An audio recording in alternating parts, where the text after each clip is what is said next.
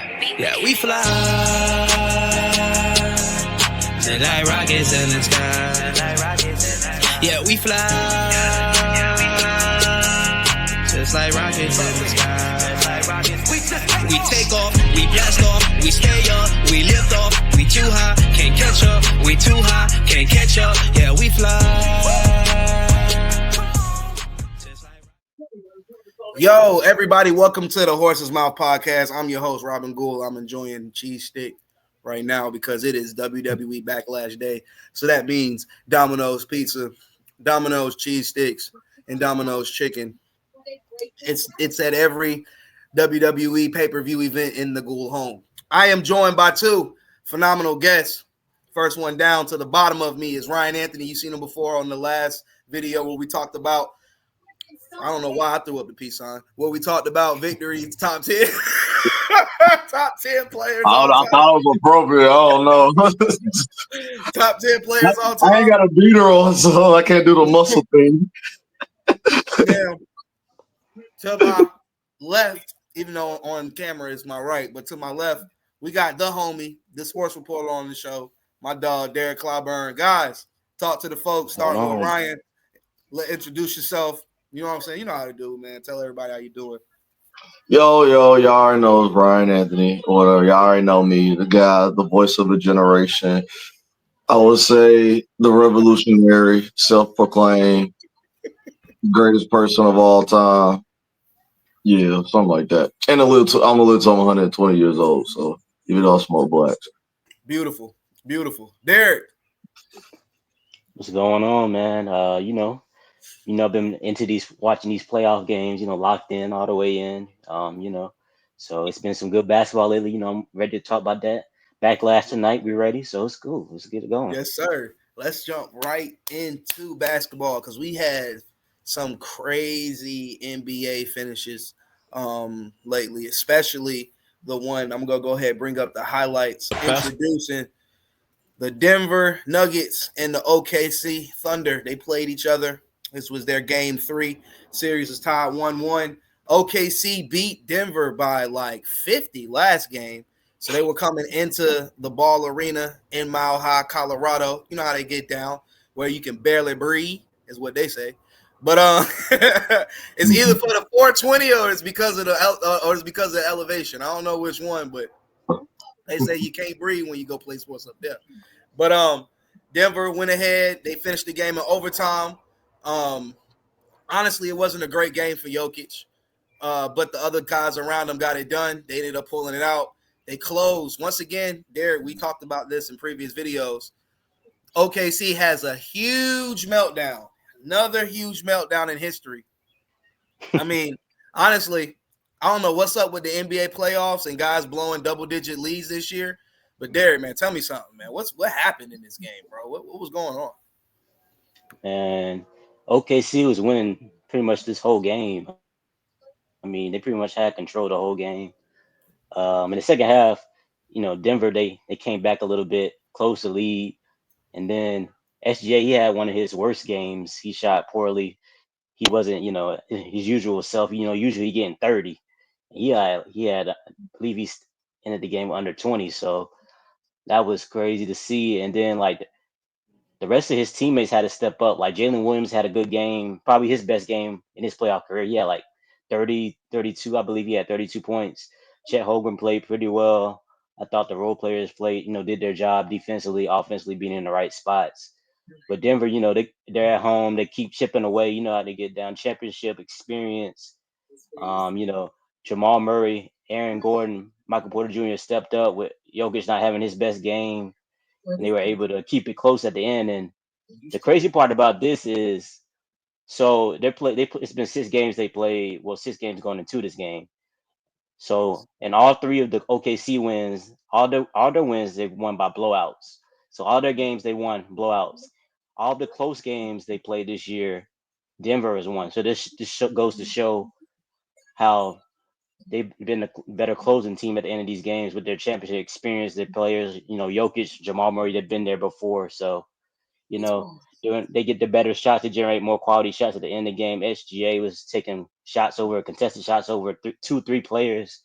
instead of kicking it out to different players. I thought they should have got it to Jalen Williams at the end of the game because he was hitting his shots compared to SJ, who was just horrible at the end. And then it went in overtime, and OKC only scored 2 points. So that was just the ending point of that game. I don't mean to cut you off right there, Go ahead. Derrick. But speaking of SGA, you sent in a graphic, and Ryan, I want you to react to this graphic after Derrick explains it. In the fourth quarter of overtime, game 3. I mean, Derrick, talk about not only how bad this is, but I mean, dude, like, do we have a problem right now? Like, what's going on with SGA underperforming in the playoffs? Come on. I mean, he had his worst game of the playoffs thus far, man. He had just 1 of 8 in the fourth quarter and overtime in this game. A lot of the shots he was taking, I mean, it's just usual shots, but like 2 or 3 people, they're throwing bodies at him, making him see bodies. They're double teaming him.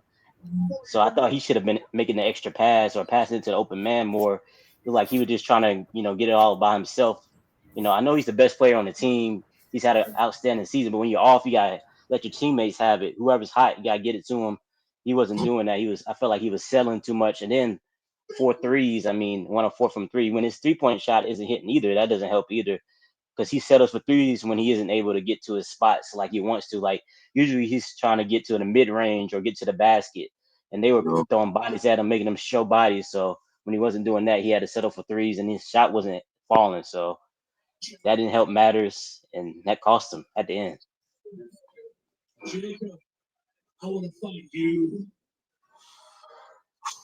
Ryan, I mean, what is your reaction to it? I mean, you see the stat right there. 12% from the field, 1 for 4 from 3, 3 points. I mean, this is the fourth quarter. This is supposed to be the MVP of the league. Did they already vote it in? I don't know. Have they? Okay, well, he's supposed to be the MVP of the league. He's not my MVP, but Ryan, give us some feedback here, man. Like, what's going on? I think let me start off as a team with OKC. I think maybe they're letting the I don't know. I don't want to be that guy. I don't know if they're letting the pressure get to them, because between the regular season and the playoffs, it's 2 different ball games. Whatever. You're getting all games of playing. You're getting calls during the season or whatever. Someone bumping, you get called or whatever. These refs, and not just this game, and a whole bunch, and all playoffs games, they're letting them play. Yeah. And they're not used to this physical style of play or whatever. And another thing with SGA, and I was touching on it a little bit, your 3 ball is not working, and they're sending multiple bodies to you when you get to your bag and get into the mid-range game or try to just get to the rack. You got to trust your teammates on a lot of those plays or just ill-advised shots. And not 2, but 1, somebody was open because that was the game plan. When SGA get in the middle, collapse down. Send a body, either send a big body or send an extra body if you get beat. And that was their game plan. And to be honest with you, it looked like men versus boys. Because I say like the physicality, playoff experience, though. Yeah, and I'm looking at this one highlight. I just seen my man Joker just back somebody down over Chet shine away from contact. Like, come on, man. You're not gonna win a ball game like that. And another thing, Joker got on their butt. He got on their ass. He's like, hey, I can't do this alone. I need y'all to come alive, because that game, we only seen what he was saying on the bench. I can only imagine what he was saying in that locker room. So whatever he said sparked something, and it was like, yo, we've been here before. Like, why are we letting these little jits, these young guns come and like make us look bad the first game? So that second game, that's when they kind of turned it on a little bit or whatever and everything. And again, SGA got to learn to trust his teammates. I get it. Jamal Murray. Hey, hold on. Y'all got you see that? Found Yeah. Gordon inside. Yeah. Hold on. Look at this. On the back. Murray inside. Oh. Throws on circuit.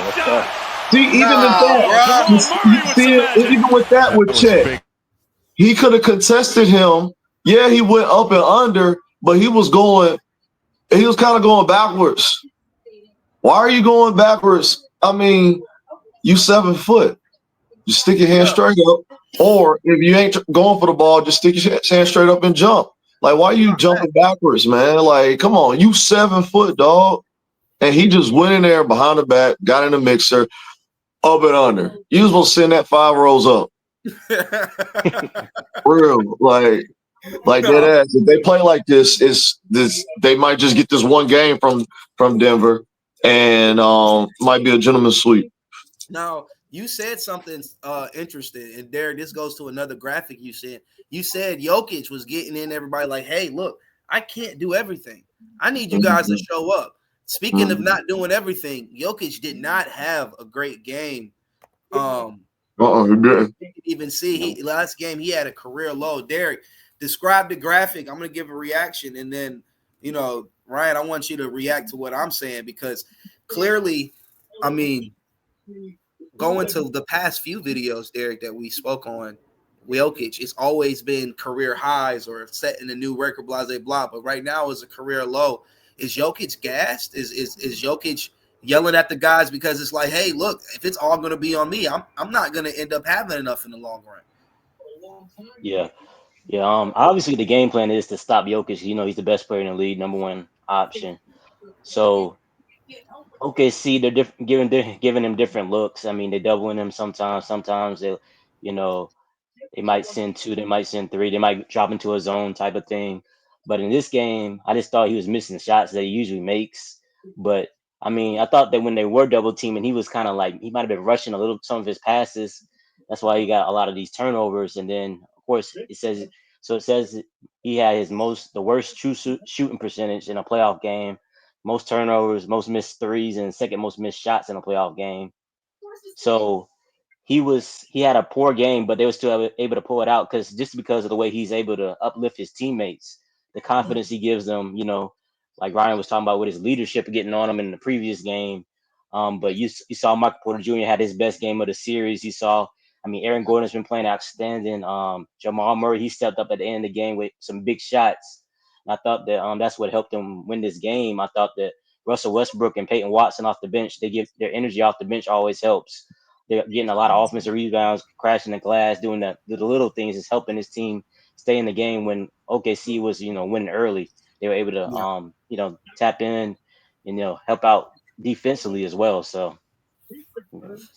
yeah, no, I agree. My reaction to what you're saying simply starts with, it's not 1-on-5, it's 5-on-5. I may be the best player in the world. I may be the most unstoppable player since probably, honestly, Shaq at the 5 position. I mean, I can have all of that, but I can't beat 5 guys by myself. And I mean, his leadership in the locker room and his leadership on the court definitely shows when you got young guys. And I keep talking about my unsung hero. I'm going to keep bringing him up because I feel like no one talks about him. Christian Braun. You got young guys like Christian Braun stepping up. You got guys like Michael Porter Jr. stepping up. Got Russell Westbrook, old school vet, stepping up again off the bench. These are the type of things that only come out when the guy in the locker room, your number one guy, not only is a likable person, but he reflects what he says on the court. What he says in the locker room on the court. And so Jokić, and remember this goes to our previous conversation, Derrick, where I'll talk about what's really the most valuable player. Mm-hmm. When you take a guy off like Jokić off this team, you plug him on any other team that's been eliminated in the playoffs. I don't even care if it's Miami. They look like they got a shot. They look like they got a shot because of him. Mm-hmm. He's the only guy in the league that you really can put on any team in the NBA. Any team. I don't care if it's Portland. I don't care if it's no, for real. I don't care if it's Orlando. I don't care if it's something as high as a big team like Boston or LA. You put Jokić anywhere in the NBA, your team has a shot. You can put him in Sacramento with Zach LaVine and DeMar DeRozan and Jokić. You can put anywhere. You can put this dude, and you have an opportunity to win a championship. I'll go back to Charlotte. LaMelo Ball. Miles Bridges, Mark Williams, Nikola Jokić, Brandon Miller. Like, bro, we going to the chip. Yo, that's a nasty team. If you play, that's a nasty team. If Joker will come to Charlotte, Like, probably not. But. It never would happen. But I'm just saying, like, that's the type of impact that having a guy like him on your team, and the type of level of excellence that he demands on the court. You see when he moves the ball. Ryan, talk about Jokić, man. How do you feel about him? Is he really the best player in the league, or is it someone else? Nah, he I believe he's the MVP of our league right now because he's like a video game character. He's like a video game character, man. A guy that's a 5 that can shoot, that can pass, and get rebounds, can disrupt shots on the inside, get you a couple blocks or whatever. And for his size and for his speed, he can run the floor when he really wants to. And I believe he is. One thing about I can agree with this team, when his team is on, he doesn't have to be on at all. And that's one thing about OKC. If SGA is not on, they got really low chances of winning a ball game, to be honest with you, because they really rely on him. But like I said, Joker, he's been the best in our league for some years. Now, like minus the years that he didn't win MVP or whatever. I've only really seen one person actually contain Joker was Dwight Howard. Yeah, Dwight Howard when he played for LA. Yeah. Back in the bubble. I saw it. I think that was in the bubble too. There was that whole season. To be honest with you, every time they matched up, Dwight Howard was given a problem. He had really low numbers. But that comes with the physicality. I mean, Jokić is not, even though he's taller, he's not bigger than Dwight. No. Outside of, I mean, Jokić is bigger than everybody else in the league, maybe outside of Embiid. Like Chet Holmgren ain't got no size on Jokić. He's like Wimby ain't got no size on Jokić. Like these jokers is bro. Like this is Andre Drummond may be the only guy, but he don't start. You know what I'm saying? But he may be a guy that can get physical with him. But most of the bigs in the NBA are shooting threes and are flimsy, man. Like even Mitchell Robinson, who's seen as an interior defender, he doesn't have no weight to him. You know what I mean? So, like, I don't know, man. Like when I think, like for a while, I always left the best players up to 4 people. I feel like KD at any time could be the best player in the world. Felt like Luka at any time can show flashes at being the best player in the world. Jokić, and then I say Giannis because there's times Giannis dominates the game in so many different ways. It's like he can't shoot free throws and he don't got a 3. But I mean, outside of that, he'll completely win the game all on his own. All on his own. All on his own. Get a block, get a rebound, 3 dribbles. He's up laying it up or dunking it. That's just that, and those are video game attributes. Like. You know, like that's what to be honest with you, that's what I see right now is going to be in the finals, Boston and the Nuggets. Yeah. No, I said that. That's my prediction too. I got Boston and the Nuggets straight up. But speaking of Boston and the Nuggets, Derrick, take us out on here on this graphic, man. What's going on? Yeah, man. This graph right here, it says only 3 players in NBA history have recorded 15 plus rebounds and 10 plus missed threes in the playoff game. 2 of them happened this week. Jokić, that happened last night with him. He had missed 10 threes, but he still had 15 plus rebounds. Jason Tatum, it happened this week when he had that poor game in game 2 when they lost to the Knicks 90-91. Yeah. The only difference is the Nuggets won, Celtics lost. So, yeah. Yeah, so, and that's where it goes to me, okay, like when we're talking about, the Nuggets won, Celtics lost, right? So Celtics losing. Okay, so that's Lonnie. Lonnie just texted me, said send him the email. With the Celtics losing, right? Mm-hmm. My biggest issue is this. Okay. The Knicks only got 8 guys, bro. They only playing 8 guys. Mm-hmm. And they're beating you, and you're the one that looks like you're lost in confusion, as if I don't know why this isn't working. It reminds me of Roy Williams sometimes, where it would be like practice coach. Like Roy Williams' game plan would be great, but if the guys just aren't executing or if they're off from the game plan, it's like you look for Roy for a change. Or Roy, like, I mean, I don't know what you want me to do. Like, just keep playing the game plan. We gonna win or lose at that. Just keep going the game plan. We went over in practice. Yeah, like That's him. that's him. So it's like it reminds me of like this is really the reason why I'm saying this. Is Joe Mazzulla really an NBA coach? Because to me, like, check it, right? And I don't mean to put no splat on my boy, because my boy definitely won an NBA championship. I still say that's Ime team, but it kind of reminds me of the Mark Jackson situation. Steve Kerr comes in immediately. Yo, Lonnie, text me your email real quick. Oh, wait, no, I got it. I'm about to send it to you now. All right. But it reminds me of when, like, Mark Jackson left the Warriors, and then Steve Kerr comes in the year after, and then they immediately win an NBA championship. You know what I mean? Like, using that same similar system that Mark Jackson left. Now, granted, Steve Kerr evolved and showed himself capable to win more than one championship with that team and that franchise. But Joe is like, he comes in hot. They just lost the NBA championship. He comes in, he messes up with the girl. He comes in fresh. They win an NBA championship. Now you're down 2-1 to the Knicks in the second round of the playoffs. After, honestly, you should have had the number 1 team in the East. You dropped the ball on that. You lost games that you had no business losing, especially the teams where you didn't show up at home against Detroit.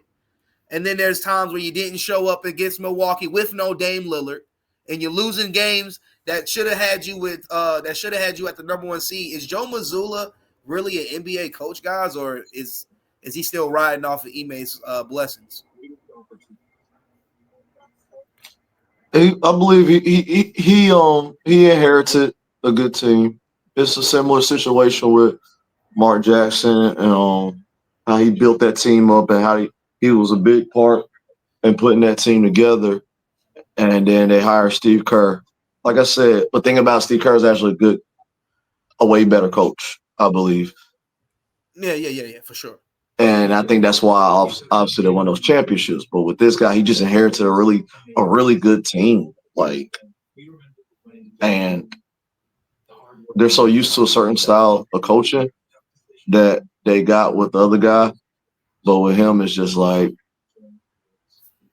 it's not just Boston, it's almost the whole NBA. Are we even running plays out here?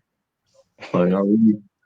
Yeah. Is that offense? Like, is it really just like pick up with down and up screens and maybe and screen assists and the occasional backdoor cut, which we don't really even see. I haven't seen none of that from them in the playoffs. That's what they was really known for back in the day. So it's like, even if they win this year, did you coach the winning team? Yeah. On paper, it's gonna say yeah, but to us that know the game, not really. Yeah, exactly. And you're losing to Tom Tibbs. What's your thoughts on it, Derrick? Yeah, I think Joe Mazzulla, he inherited, the team, a good team, a really good team, and then when Ime was there, I mean, they didn't even have Kristaps, they didn't even have Drew Holiday, so Exactly. you inherited even better team. So like it's like you got all this talent out here, so I only think Joe Mazzulla just told him, he was just said shoot more threes, let's live and die by the 3. That's the only thing he really added to the team. Was like we're gonna jack up all these threes, and we're gonna make most of them. That's gonna help give us an advantage, at least in his mind. And now you see it coming back to bite him. I just think Go ahead, keep You said, talking. Because well, there's a I'm just, question in what you were saying. But yeah, keep yeah, talking. yeah, yeah. Yeah, I was just only thing I was just saying, like, why are they getting away from the way they were playing in the regular season? I thought that they had a little bit more balance to what they were doing. They were Mm-hmm. getting downhill. They were shooting the mid range. Jason Tatum was getting downhill. The best I ever seen him play, getting to the basket, using his physicality, using his size to his Yeah, advantage. In this series, he's settling for threes. They're going back to the old Celtics. When the Celtics in 2022, when they lost to the Warriors, they set up for a lot of threes. They weren't, really they didn't have high basketball IQ. They were letting things get to them. They faltered in the pressure. So now it's looking like they're getting back to that team. But why is that? Why are they doing that? And they're a championship team after them winning that championship.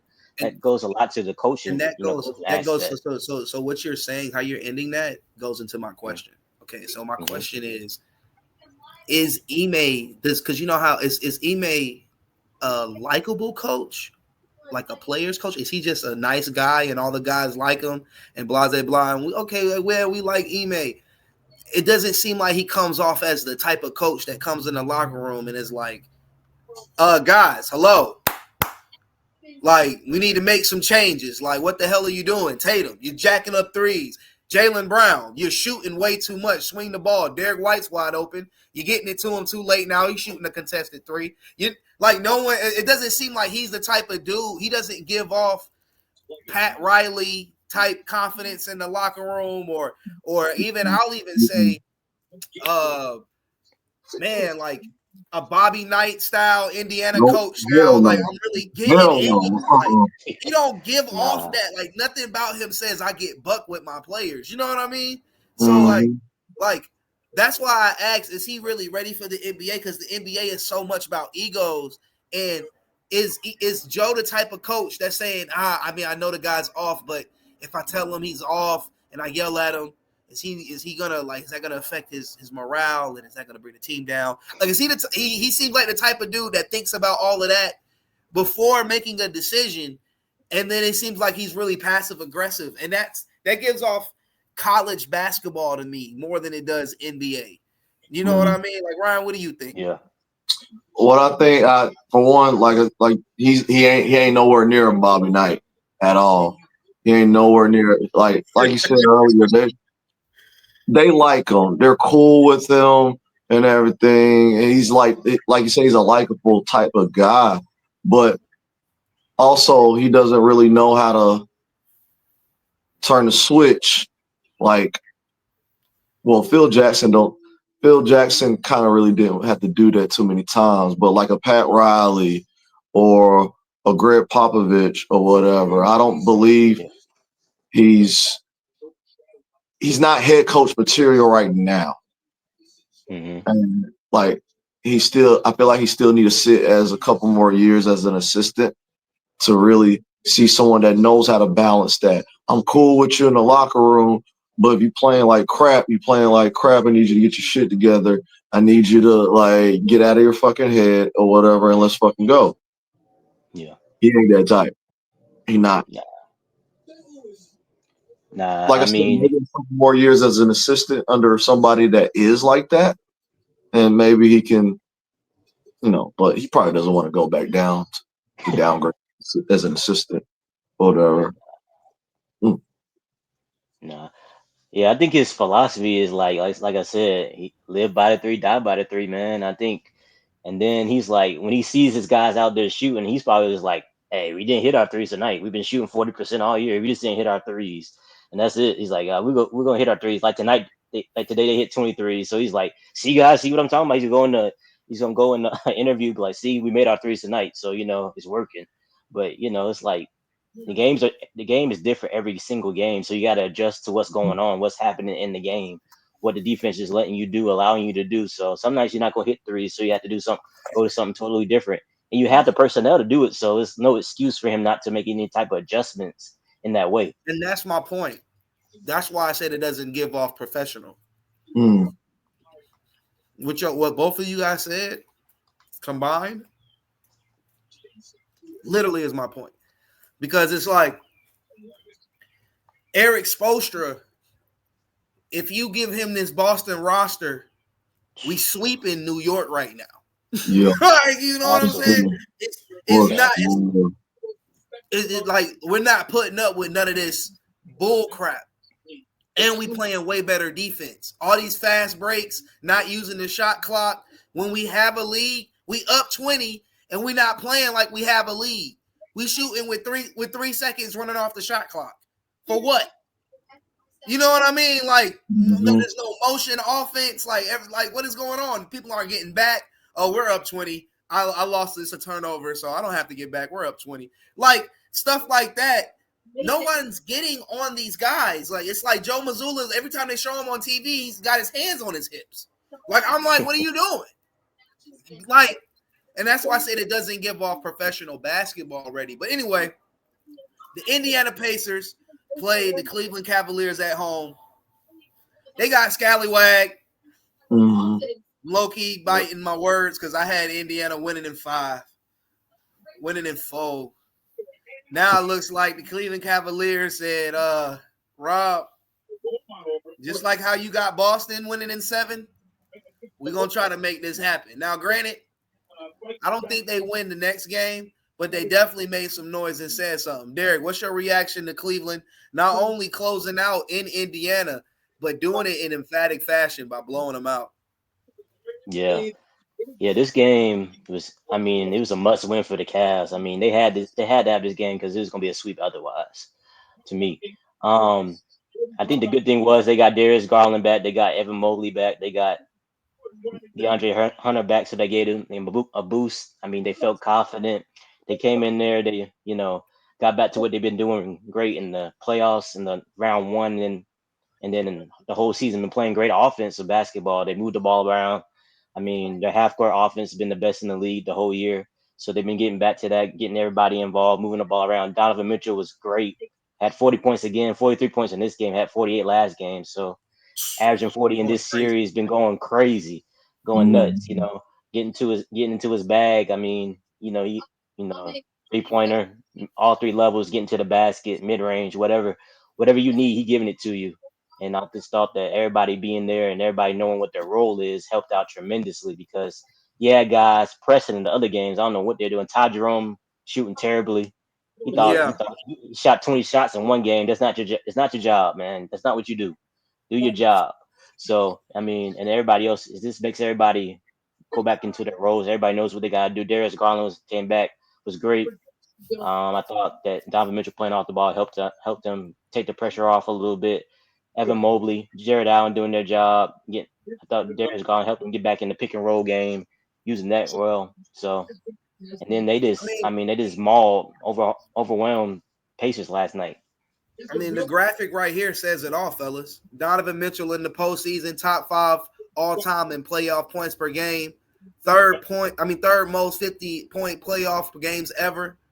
Most 45-plus playoff games in the last 5 years. Only player with back-to-back 40-point plus games in the postseason. I mean, this is the type of stuff that makes NBA legends, NBA Hall of Famers. He's playing like an NBA Hall of Famer right now. Now, granted, they still gonna lose, but at the end of the day, he can look back. He can look back and say, "I was that guy in the moment that my team needed me." All right, and I'm not mad at him. But like I said, I'm going to stand by it. I don't see Donovan Mitchell winning the NBA championship as the number 1 option. Now, I'll put that on my Domino's pizza, which I love so much. So, I mean, Donovan Mitchell, he is definitely one of the best players to ever play in the modern era of the NBA. For sure. You can probably put him in your top 5 shooting guards if you want to. For sure. But there's a lot of top 5 shooting guards that ain't won no NBA championship. Right. You know what I'm saying?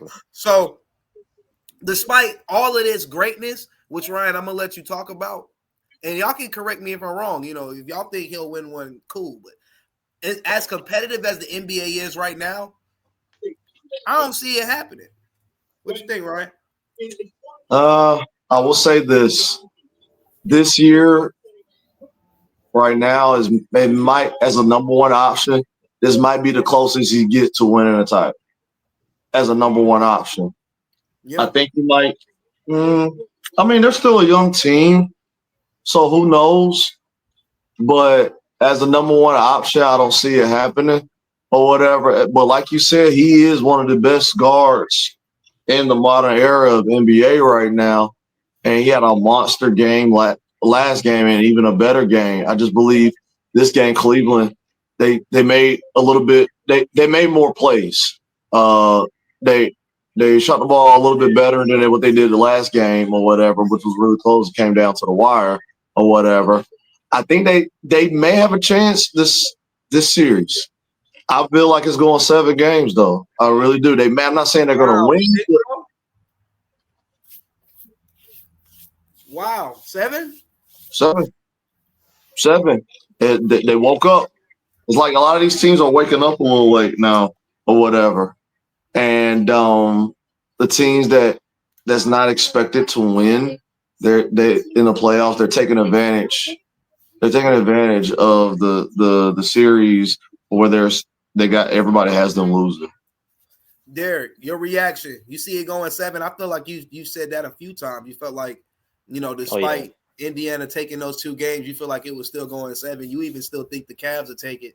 So you agree with that point. You highlight your points again why you said it, because I'm gonna tell both of y'all after why it ain't gonna happen. You need to put some gangster music behind my Yeah. I mean, coming into the series, I definitely had Cavs in 7. I just thought that.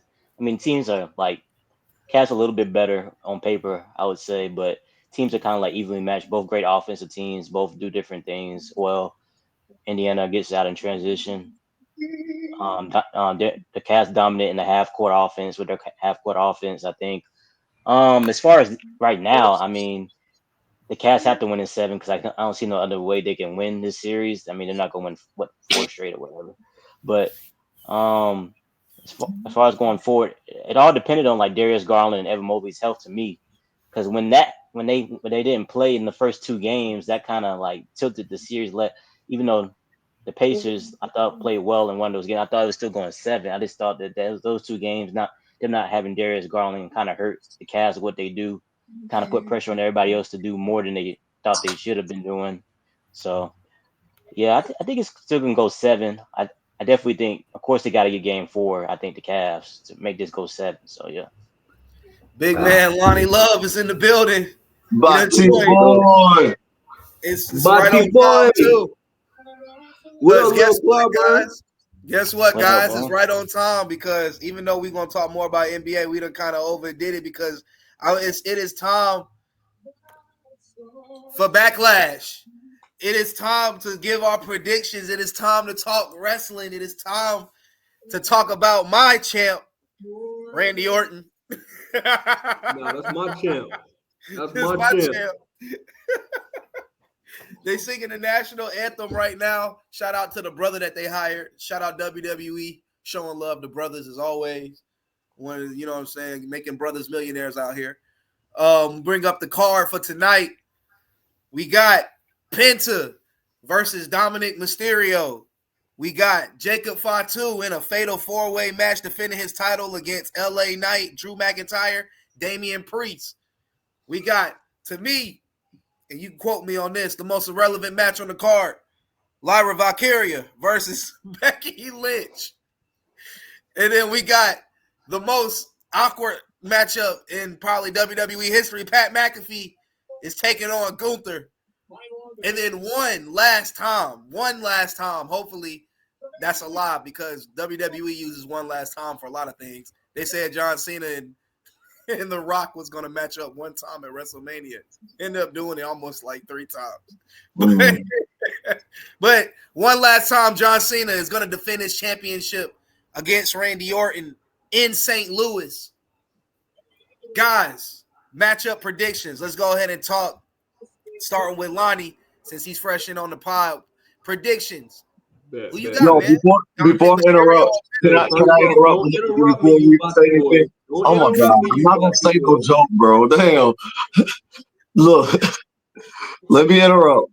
When we making these predictions, are we kayfabing it, or are we just going by storyline? Guys, I mean, I'm gonna be honest with you. we just give. I don't go by storyline.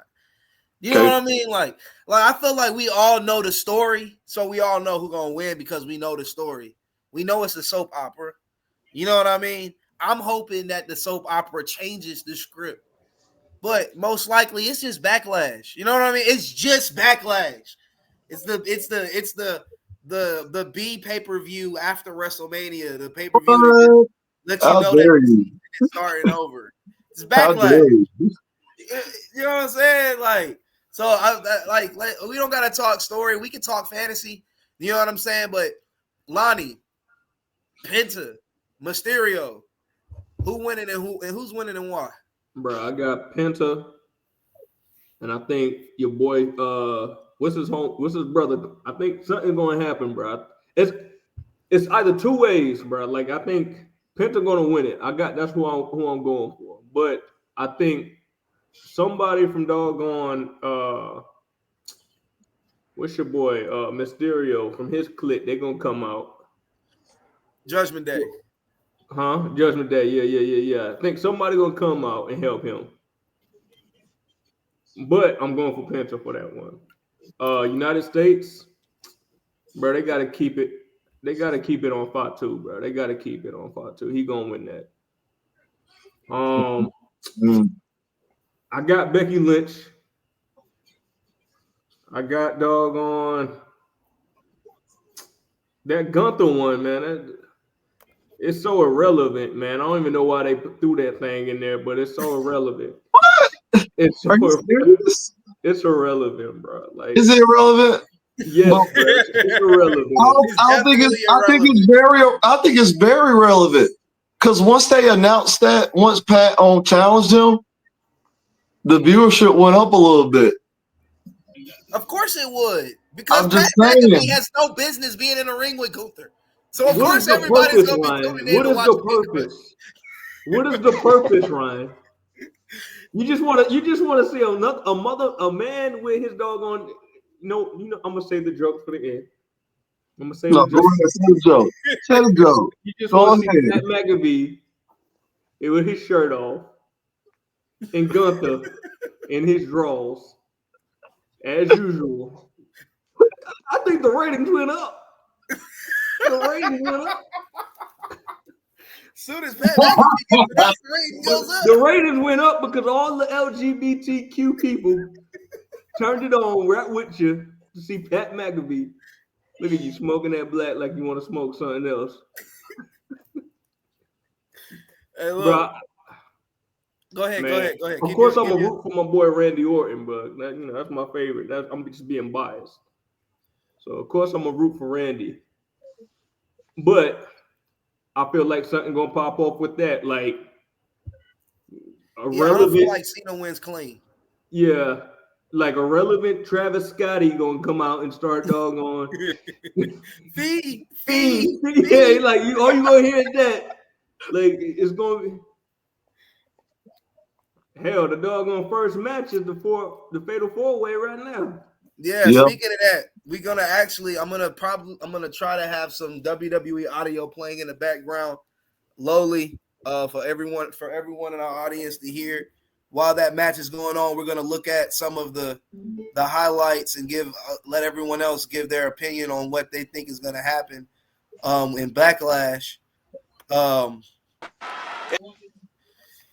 Jacob Fatu. All right, so next, Derrick, your predictions, man. Who's winning and why, man? What's going on today? What's happening? Yeah, man. If we starting off, I'm just gonna go ahead and get the Becky Lynch one out the way. I got her winning that match.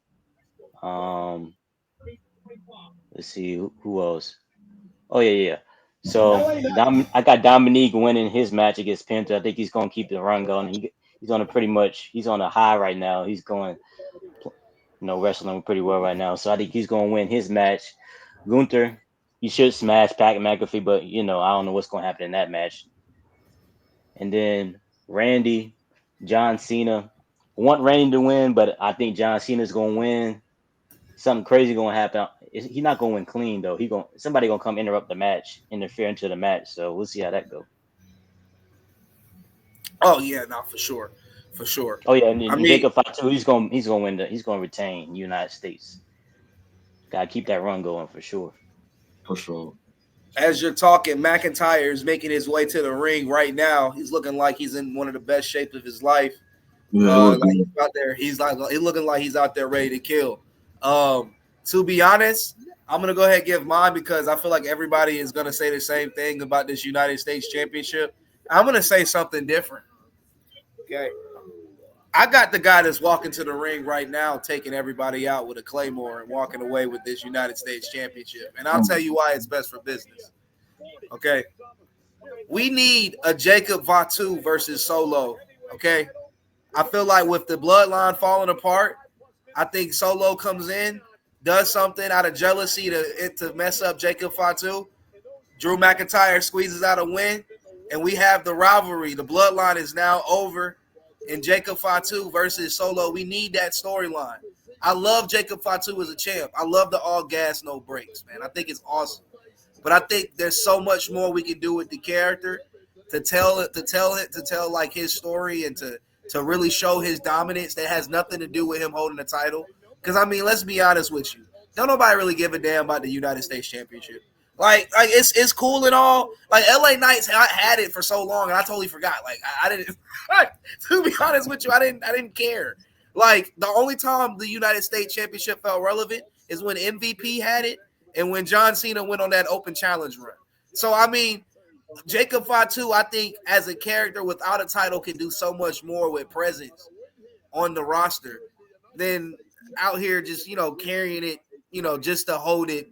To just hold it, really, because what storylines are they gonna come up with that? I mean, outside of maybe what Solo betraying him, and then it's Solo versus him for the United States Championship.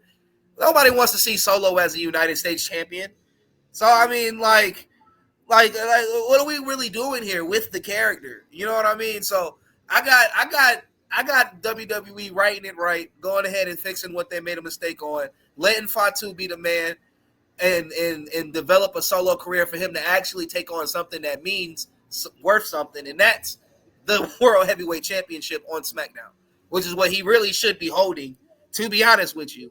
Because who's the champ right now? For the world title, Jay. Exactly. That's the storyline we need to see. We need to see Solo betray Fatu. And then Fatu destroy Solo and take the belt from Jay. And that's what we need. You feel me? That's what I feel like. But anyway, I got Fatu losing and my boy Drew McIntyre winning. Second thing I got, let me add it to the stage real quick so I can remember the full card. I got Dominic Mysterio beating Penta. The only way I see it not happen is if Finn Balor does some jealousy type thing and takes the belt away from Dom. But I feel like JD McDowell will get in the way of that, and they'll boot Finn Balor out the Judgment Day. I think that might end up. I feel like that could happen. Something like that could happen.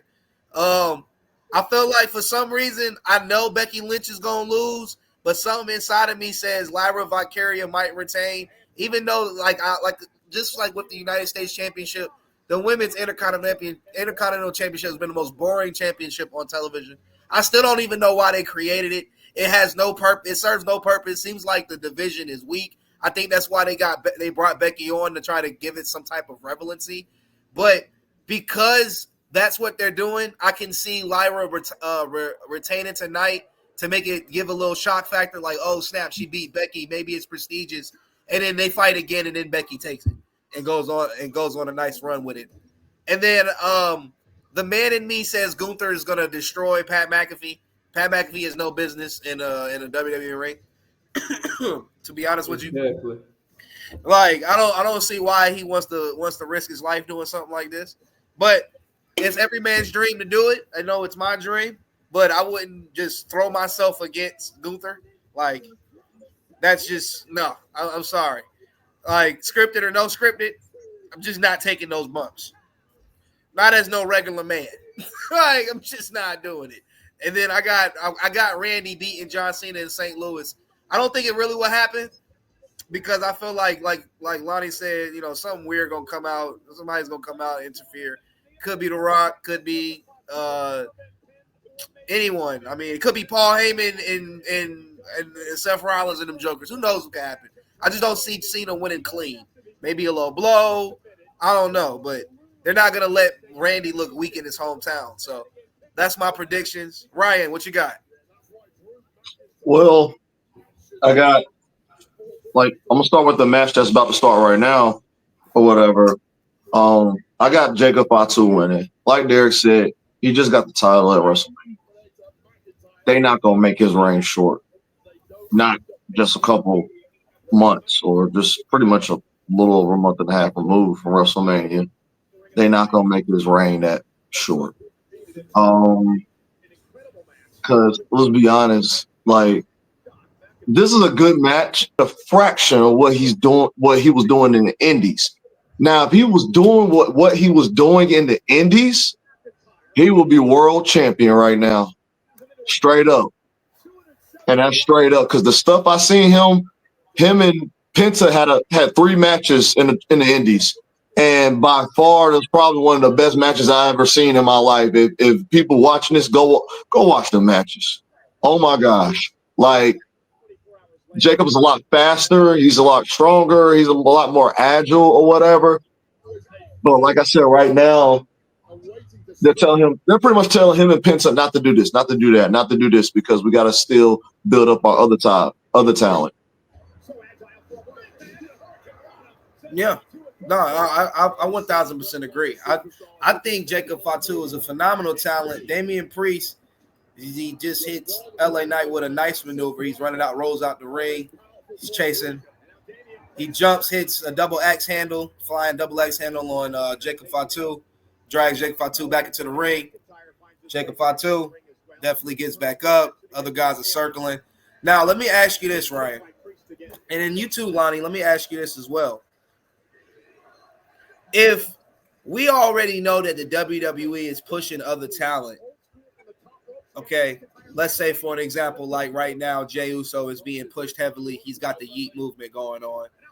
Okay, we got guys like, I mean, you could even say the luchadors that are out right now. Penta's getting a huge push. Ray Phoenix on SmackDown is getting a huge push.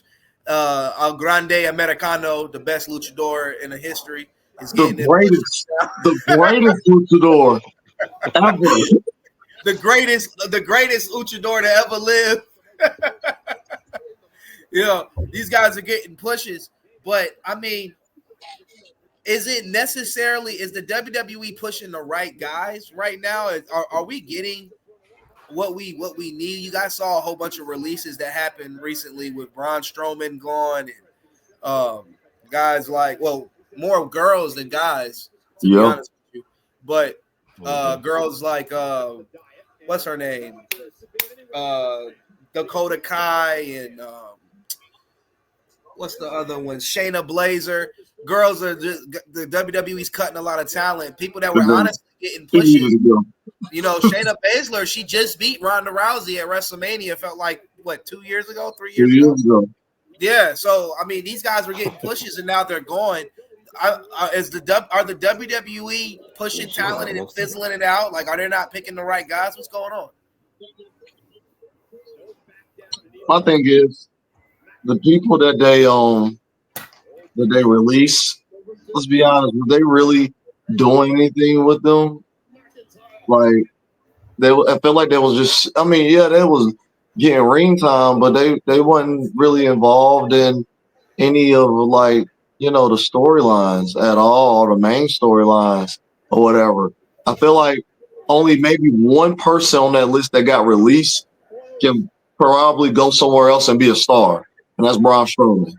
Yeah. He's probably the only person that I will say that he can go somewhere and be a star, and in my honest opinion, I don't think he deserved to be released or whatever. But, I mean, Jay, me and you talk about this all the time. It's really too much talent in the WWE. It's too much talent. Fact. And then when purchasing they pulled a fast one and purchased AAA, back on WrestleMania weekend. Alberto Del Rio!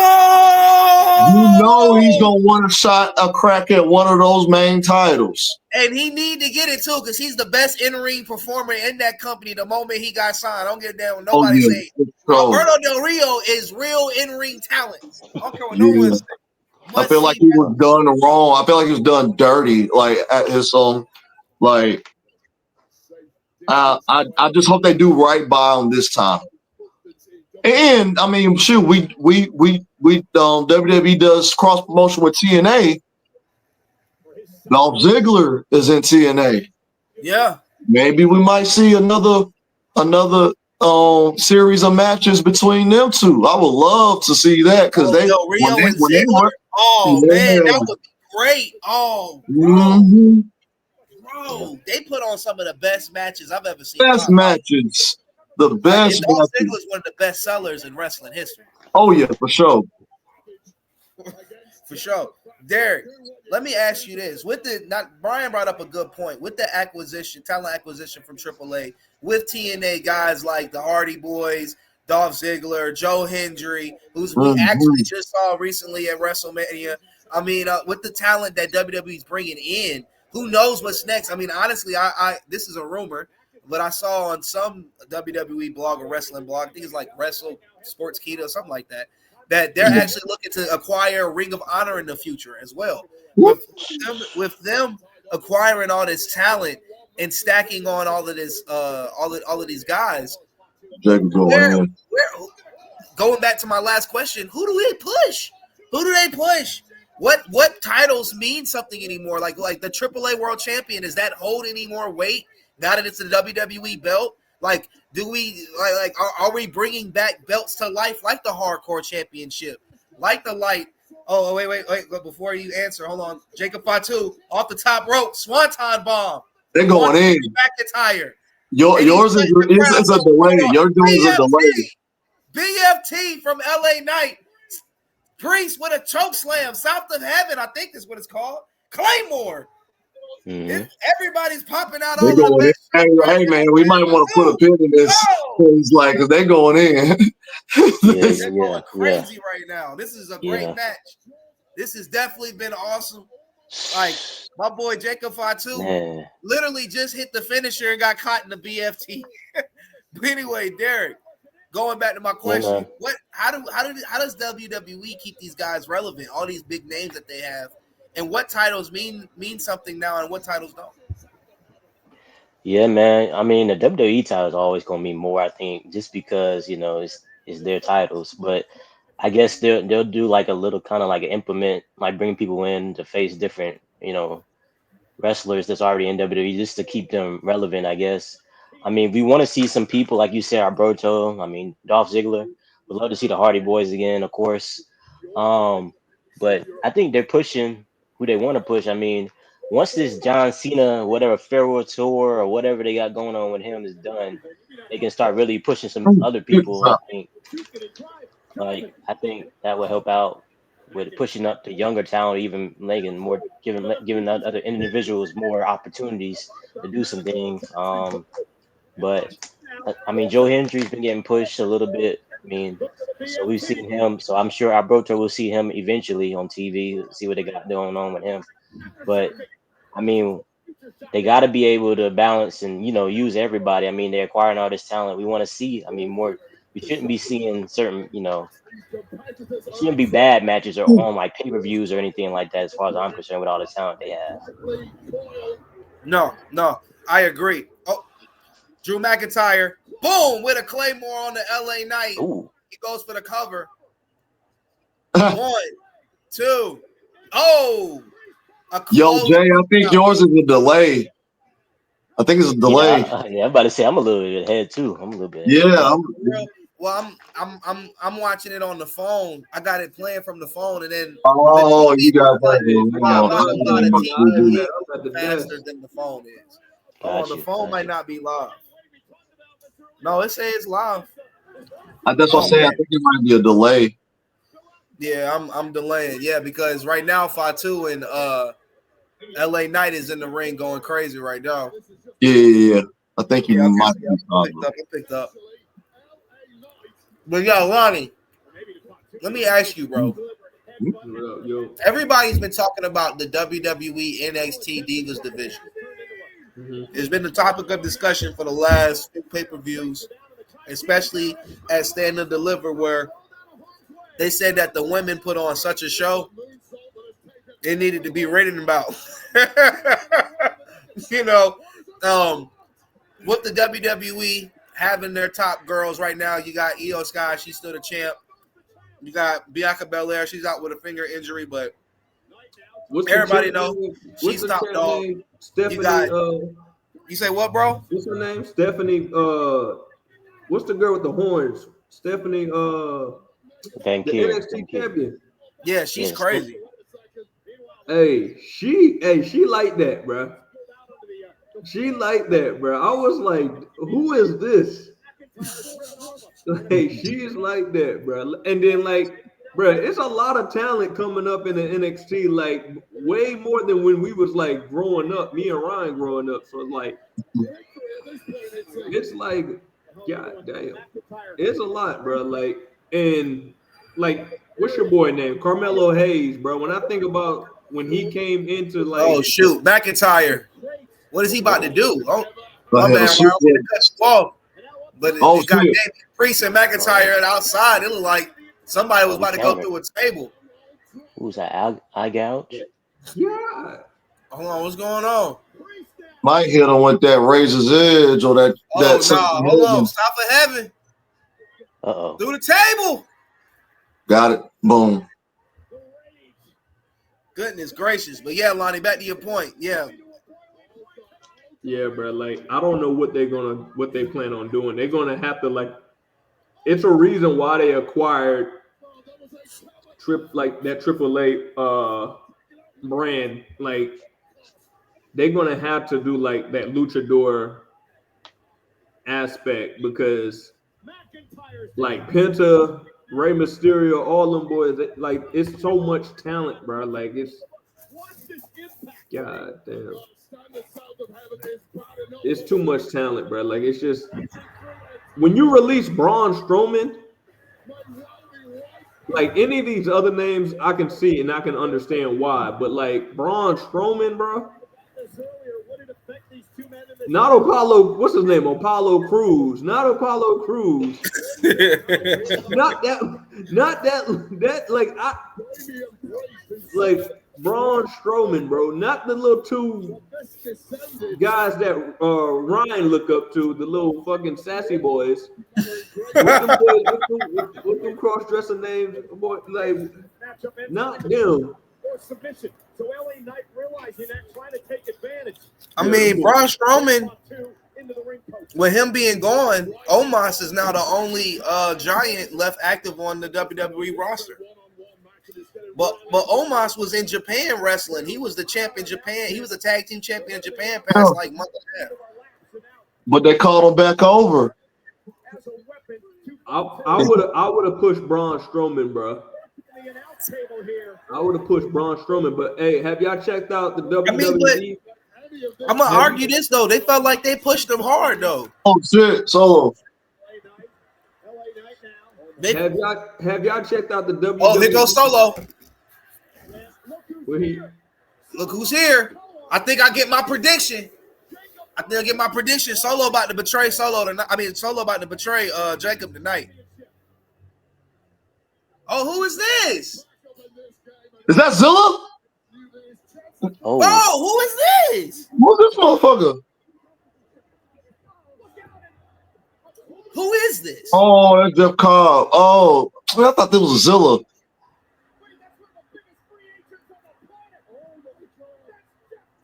That's Jeff Cobb. Yeah, he on. Where did they get him? He wasn't in Reality of Wrestling Booker T's promotion. But that was like last year. Bro, what the world is going on? Bro? They be having all types of some moments. Yeah, he used to wrestle in Booker T's promotion down in Houston, but I ain't seen him in a good little minute. Man, I know they ain't released damn Braun Strowman for this little motherfucker. Oh, hold on. Like I know. He's not even tall. I don't think Jacob like it, bro. I don't think he like that, bro. Yeah, he pissed him off. Now you gotta look over his shoulder. He knows something going on.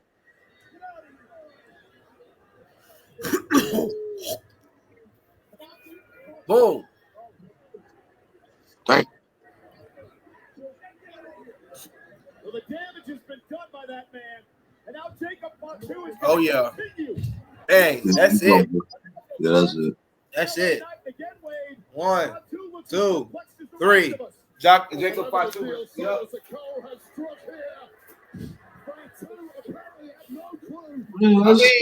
This is a B. He's a C level wrestler, bro. Like, but they needed somebody to take the place of Tongalo. They brought this jabroni in. I mean, I just don't like that. If you was gonna use interference for Jacob to win, and you was gonna introduce somebody new, make him look more menacing than he look right now. Bro, just look like, I don't know, like, he like a short goddamn. He like a short Polynesian. He not even Samoan. He Polynesian. He not even Samoan. Mexican he like Filipino almost. Yeah, he not even Samoan whatsoever. I mean, Bronson Reed wasn't Samoan, but that motherfucker was big as shit. Look, I don't know who this man is. I'm calling Ice. No, I'm calling Ice. I'm calling Ice right now. Like, hey, WWE, hey, St. Louis. Like, I don't know who this man is. Gotta send that man back wherever he came from. I don't know whatever. He like a Polynesian Mario, bro. Look like Mario. I don't know what's going on, man.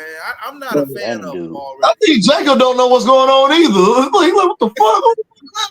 He look at that solo like, bro, where you find this Filipino? Where you find this dude from? He's not even Samoan. He's not even part Samoan. He's either Polynesian or, like you said, Filipino. Yeah, I can't get behind that. Rating on that match, guys. What do you out of 10? What are we giving that match, man? It picked up. It was a slow start. Even the each other. Yeah, I don't know. I give it a B plus. B plus. A B plus. I don't know about no B plus. I feel I'm being nice. B minus. An old school victory system. A B plus is an 89, right? B plus is a 90 or 91, I believe. Nigga, what? No, hell no. The B plus, I thought the A minus stopped at. Brian had damn all fucking D's and C's. That nigga don't know nothing about no fucking B plus. Look, I didn't have no D. You had D. I had no D's. You had D. No. Okay. No, you had D. You what, had you taking 2 niggas off in a hotel? You had D. Shut the fuck up, man. Then you pull your drawers down for another man to see you on the phone? All right. Look, it's officially no longer made for kids. You two do what you gotta do. You two do what you report gotta that gay nigga right there. But yeah, so like didn't you turn somebody gay? I don't know. B plus feel like a stretch to me because B plus is 89 to 87, I think. All right, I'll give it a B. 85? A low B. 80. 80. You feel like C minus? It would have been a B plus if god dang the Polynesian Mario didn't. Only reason why I'm giving it a B is because they took it outside the ring, and that action there alone. Drew McIntyre and damn fucking what's old buddy name? Gay ass Undertaker.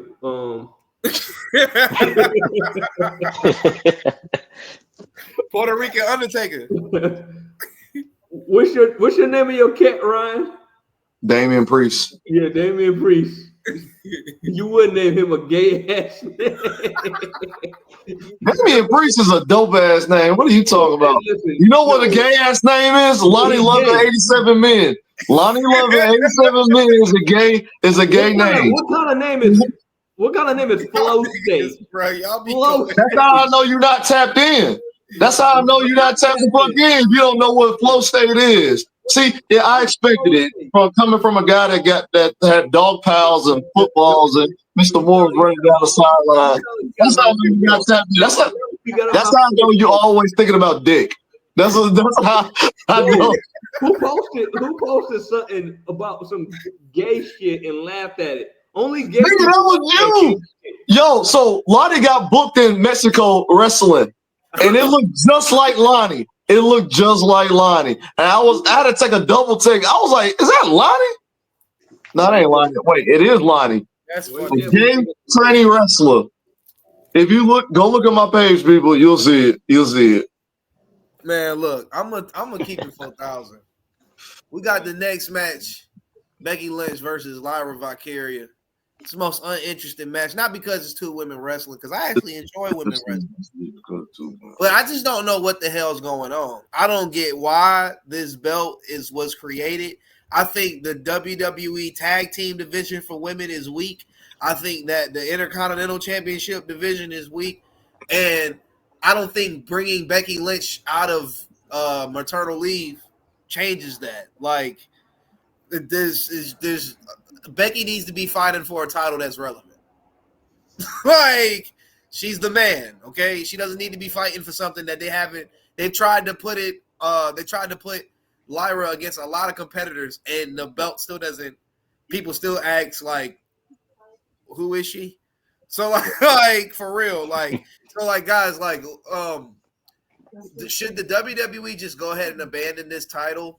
I mean, even the WWE tag team titles that Liv Morgan and Raquel Rodriguez have, like there is no female tag division. Like it seems like we see them going against the same people every day. So like, should they just go ahead and just nip this thing in the bud and just get back to good old fashioned one championship, one thing for them? Nothing against the women performers; they're great performers. It just seems like the WWE isn't giving them the service that they really need to make it shine. Man, look, I'm gonna go away that the opposite of you, Jay. I think they need to have these titles because it's like it's a lot of women on the roster as well, and a lot of them are not on Rhea Ripley's level. They're not on Bianca and Naomi's level or Nia Jax's level or even Liv Morgan's level. It's like they're way up here. The rest of the women's division is like down here. So you need to create a title like that to build the women's division up or whatever. Back in the day, the women's division wasn't really that. It wasn't too many women. You just had Lita and Trish Stratus passing the belt around every other pay-per-view and stuff and everything. Shout out Mickey James. So I think this is their way of building the women's division up or whatever. It's just taking too long for me. What you think, Derrick? It is. Yeah. Going back to the NXT thing, I was in Vegas for Stand and Deliver, so I saw it firsthand. Them, like, I think they should be moving some of them the women in NXT up to like the women's division because I'm like that division. Okay, name a few. NXT, like we already talked about Stephanie Vancouver. We already talked about her, but it's people like what's her name? Kalani. She's good. I like her. She's really good. There's a couple. Carmen. I like her. There's another girl. What's her name? I forgot their names because I haven't been paying attention to the NXT until I got there. I was like, dang, NXT got some girls like on here. I was like, man, I didn't know the division was like this. How you feel about Jada Parker? Oh yeah, Jada Parker. Yes. Hey yo, I like her too. Yes, Lord. Hey yo, Jada Parker. Damn. Parker tough now. Hey, hold on. I'm about to. Hold on, y'all. You know me. I ain't gonna say nothing that ain't finding now. Jada Parker tough now. She got the cheeks on her too. I wouldn't even go say it, right? I'm gonna say it. That's it. Unlike Lonnie, I can appreciate a woman's good-looking body that works out. He only appreciates JR. JR. I'm not gonna say much after that. Oh Lord. I got it. I got the joke. I was That's like, funny. what? Who the At hell? first, is I that? couldn't. First, I couldn't pick it up, but I was like, "Okay, all right, I got you." I'm probably already canceled in that aspect Yeah, of people it or ain't the whatever. first time So you done slipped it. Hey, but back to the question I asked earlier, though. Have y'all looked at the WWE roster online? No, I haven't. nah. You know who's on there now? Who? Brock Lesnar is back on there. Nuh-uh, for real? What? Yeah.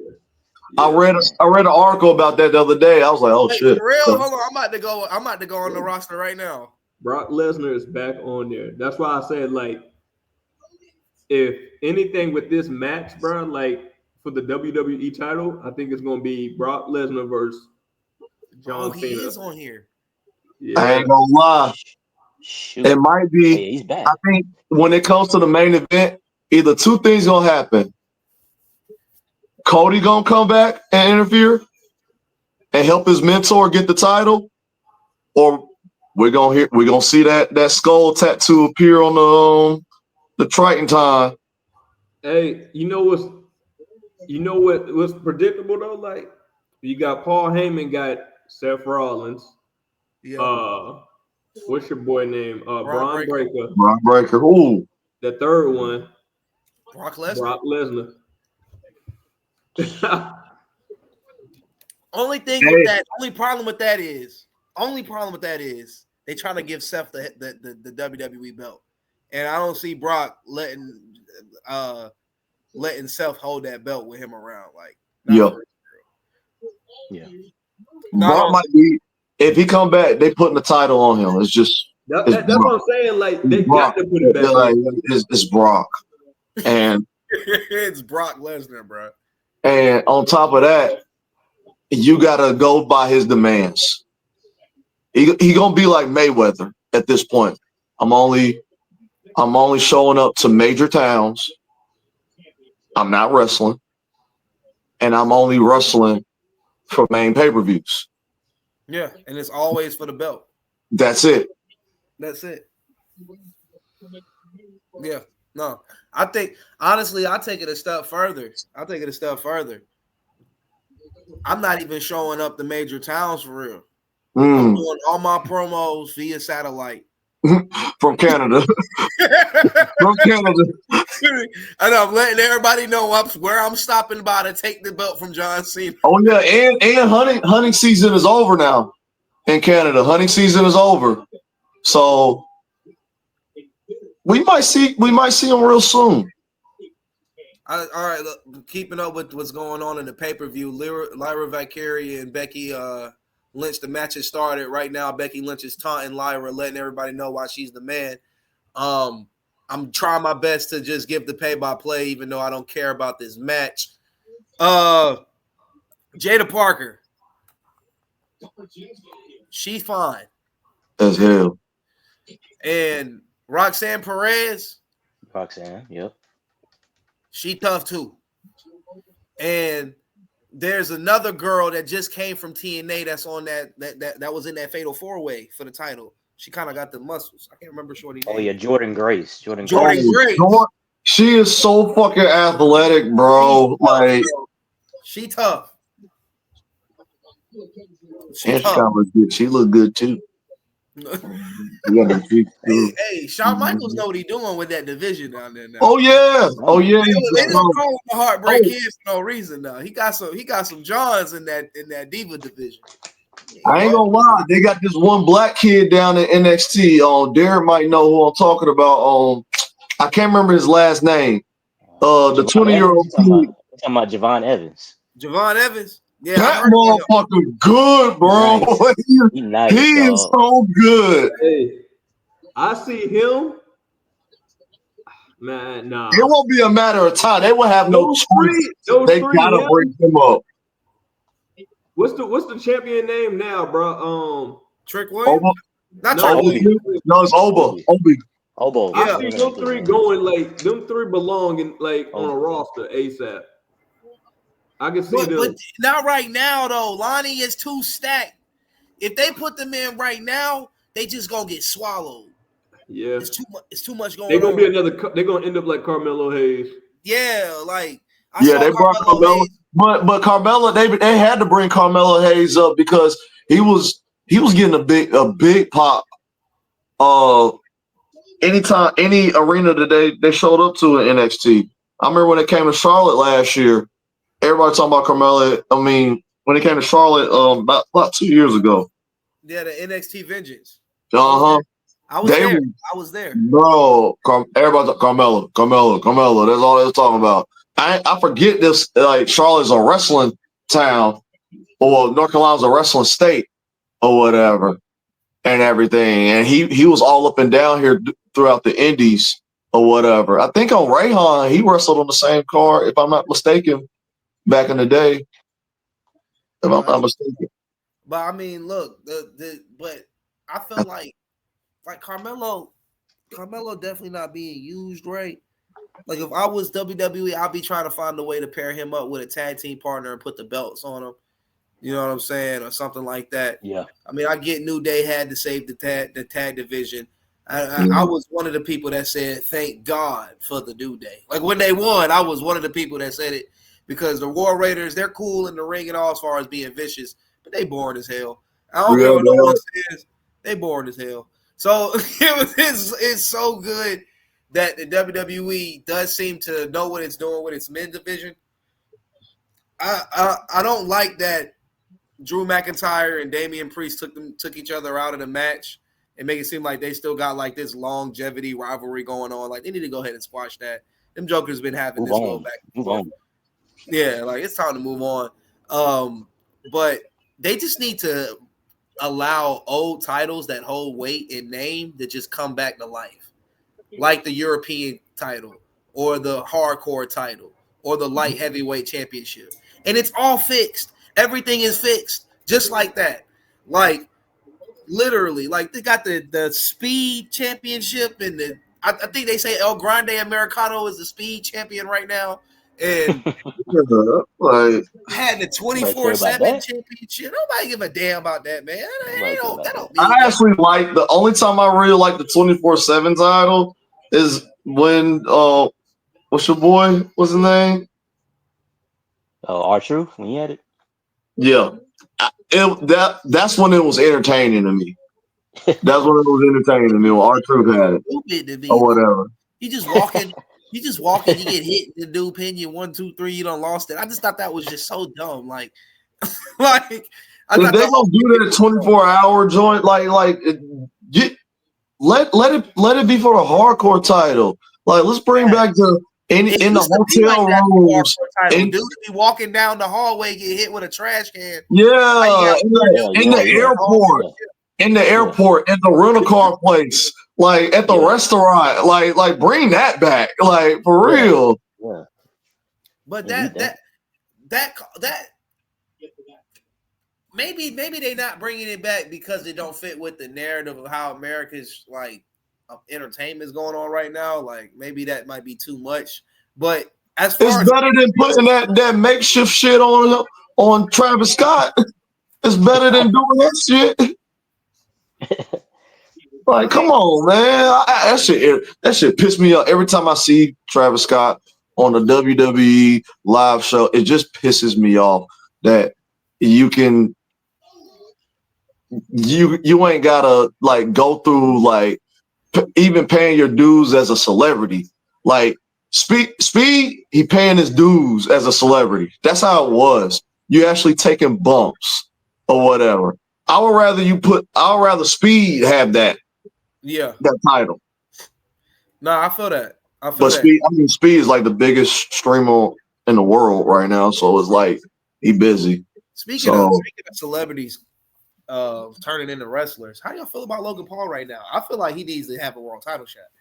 I feel like it's time to see Logan Paul carry the title. I think it's that time, brother.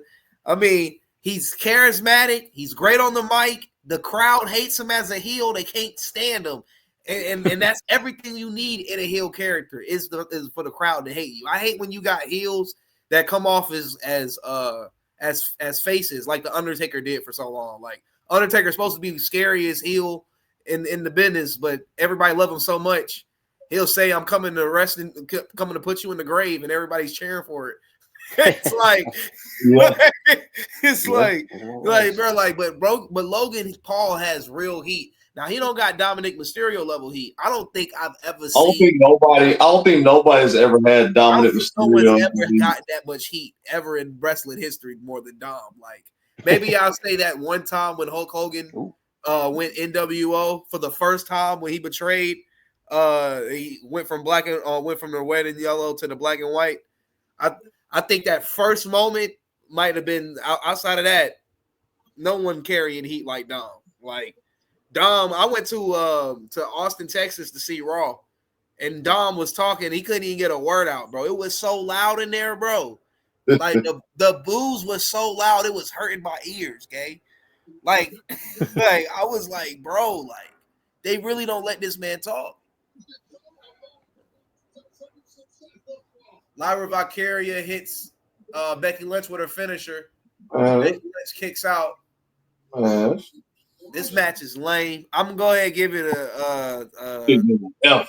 Should have given that F, bro. Yeah, 2.5 star. Wish we had the skip button about it. Wish we had the skip button. Skip this. Becky Lynch slow, bro. Like, why are we watching this, man? Like, this shit is like they could have inserted any other match. But it goes to show, like, kind of what you were saying earlier, Jay. Like, it's Backlash.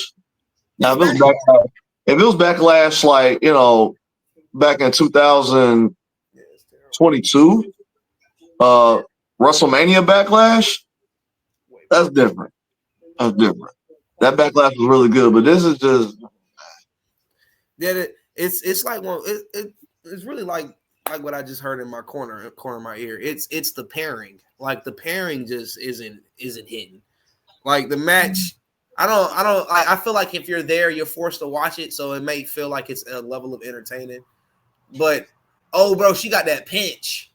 What Drewski was talking about. I don't know if y'all seen it. The pinch booty. With Lyra Valkyria, she had that pinch. But the pinch. You know. What you call it? What Drewski say? Hold on. I gotta. hold on. He's so fucking funny. Hold on. Yo, to me, this was the funniest thing I had ever heard. My boy said she got that pinch. I'm gonna actually download this video and put it in here because I mean, who cares about this match? But y'all have to hear how this man described that pinch. I don't know if y'all watched the Could Have Been Love. Was he doing the Drewski Find Love joint? Yeah, the Could Have Been Love. Yeah, it could have been love. Yeah, bro. At first she was like, "Oh man, she look good. She bad." Yeah, she turned around. You was like, "Oh, whoa." She got up. She walked past. Oh, you got that pinch. Hey, yo, look at Lonnie. He setting up that man booty appointment. Look at him. Look. Hey, yo, bro, that mug is too funny, bro. That man said, "Shorty, you gotta turn." He said, "Come back, give me the rolls back." He said, "Nah, never mind." He said, "I fell for it. She got that pitch." Hold on, let me see. Did it download real quick? How long is this match? 15 minutes? Oh no, bro! God damn it! Put her over. Put her over, Becky. If you're gonna put her over, shit. Bro, Becky is not a good wrestler to me, bro. I'm the Barbie that you can't play with. Yeah, so much. They say the best for last. Yeah, say the best for last. Take this. Yeah, go on in the house. Go ahead. Yeah, go on in the house. Like, yeah, thank you, baby. Oh, matter of fact, come on back. Yeah, never mind. Okay. Go ahead, take your ass on in there. It's a pinch. Like somebody pinching her. I don't know, man. It's like. My man said it's a pitch. Yeah, that pitch. Hey, bro, that is the funniest way to describe a booty I've ever heard in my life, bro. My boy said she got the pitch. It's like, bro, this man. But yeah, going back to WWE Backlash, man, we got calling it live. Lyra Valkyria, she's dragging Becky Lynch over. They're showing the replay. Becky went ahead and put the knees up during the moonsault. Both women are just laying on the ground right now. Look like they just got instructions from the referee. Somehow we got to speed this up. Yeah, she said wrap it up. She said wrap it up pretty much. Referee. We're not getting the reactions that we need. I wonder how the crowd sounds right now. What is the experience of Lyra? Will it cost her in this match against Lynch? That's the growth you have to find if you want to get to the level that Becky Lynch is at. Bro, they pumping crowd noise into that shit. They gotta be. They look dead. I'm looking at everybody's lips. An actual crowd. That sounds I'm looking at everybody's lips. There ain't nobody really. Ain't nobody paying attention to this. Becky able to counter. And now Lynch down. Oh, look at an armbar here. Trying to lock an armbar in. Lyra doing a great job trying to block it down the separation. This armbar reversed nicely there. And now Lyra with an armbar of her own on Becky. She almost set Becky up for the disarmer and then turned it into an armbar. And now Becky Lynch trying to get into a pinning combination here. And Becky Lynch out there it is. There's the disarmer. The disarmer now on Lyra. Will she get the champion to tap out? I'm not gonna hold you. Trying to dig this one out, and clearly, All right, it's picking up. I'll give it to it. It's picking up right now. It looked like they're trying to make it interesting. All right, it's picking up. All right, they're not at an F no more. They're like a D minus.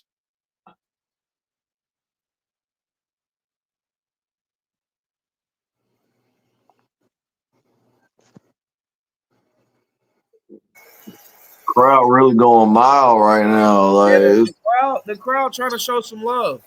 They trying to. I hear some. This is awesome. They pumping that in there. Ain't nobody clapping with it. No, they pumping that shit in there. To be honest with you, this is the difference between this era of wrestling, which is like the Triple H era, I still believe it, and the Attitude Era. Attitude Era, everybody was on their feet. Wasn't nobody standing at all. Mm-hmm. Everybody's seated. Yeah, everybody's seated. She grabbed a belt. Everybody kind of stood up a little bit. Bring her out to the chair. Yeah, I don't. It's about the Intercontinental Championship. I don't know. Like, Lynch completely losing her mind at this. It just feels like we're forced to be entertained by it. She doesn't want to see the match in that way either. Huge fight with the Okay. Becky takes off the turnbuckle, throws Lyra reverses it. Becky catches herself. Boom, into a German suplex. Mean German. Nice little, that was a nice, what was that, like a turner? What do you call that kick? Into a second row. Yeah, nice. That's a spinning heel kick. Spinning heel kick, yeah. My brain went blank right there. Nice. Some nice little moves right there. So they ain't Valkyria sitting put all that in their hair. They both got a pinch booty. Both of them got a pinch booty. Hey, but that ain't what in the words of Peter, like in my best Peter Griffin imitation. That's Seth Rollins' pinch. That's Seth Rollins right there, boy. There you go. Look, close up on her hair. Both these girls from Ireland or something like that.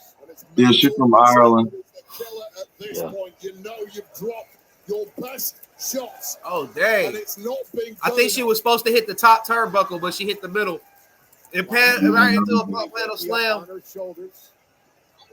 I don't like to call it the manhandle slam. I ain't gonna hold you. It just doesn't sound. I just called the Uranagi. Hey. Another kick out by Valkyria.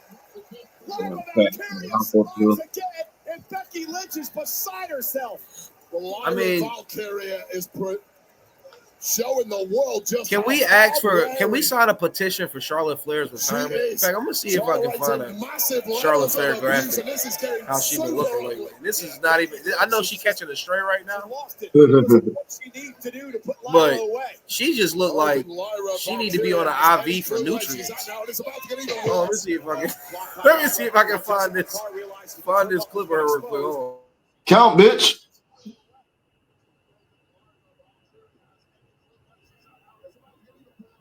Uh-oh.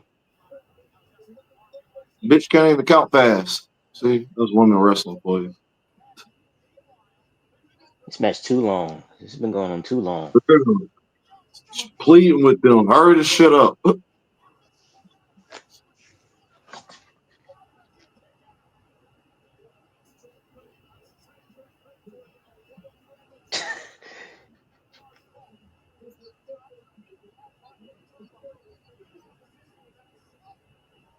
Oh, cameraman up on the paper. Oh, that shit's so trash. It's slowing down now.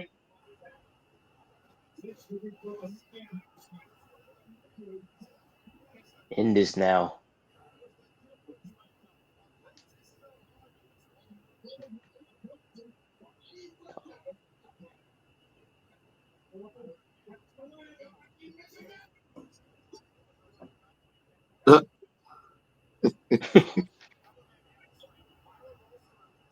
What was that?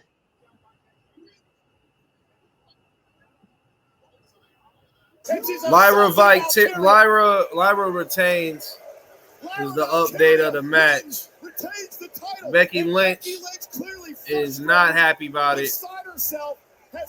Y'all just wasting time. Wasting pay-per-view time. Let's go ahead and move on. I don't know what this is all for. They probably gonna bring out Bailey. Is she still in this team thing? More officials are headed into the ring to try to separate the situation. Lyra Valkyria, by the way, may have a broken nose. And now they're saying Lyra Valkyria may have a broken nose. In the eye of Becky Lynch. Sometimes when you win, really, you lose in this game. General Manager Adam Pearce finally out here to separate these two. The champion retains her title, but at what cost? Man, y'all just wasted pay-per-view. Yeah, that was a waste of match. Right, you could have threw in something. We could. It could have threw Americano on the card. I ain't gonna hold you. I would have loved to see Americano.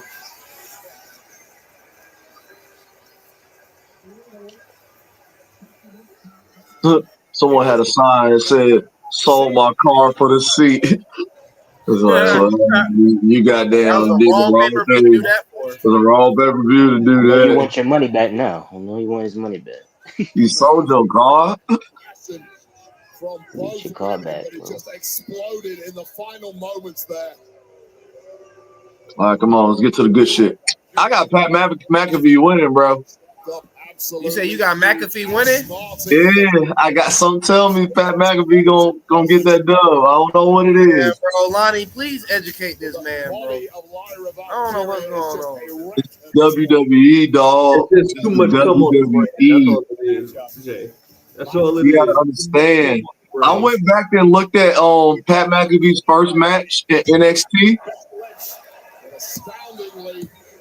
I was very entertained, man. Man, look, I'm hearing what you're saying, bro. I'm hearing what you're saying. But if Pat McAfee beat Gunther, I'll tell you one thing, Wade.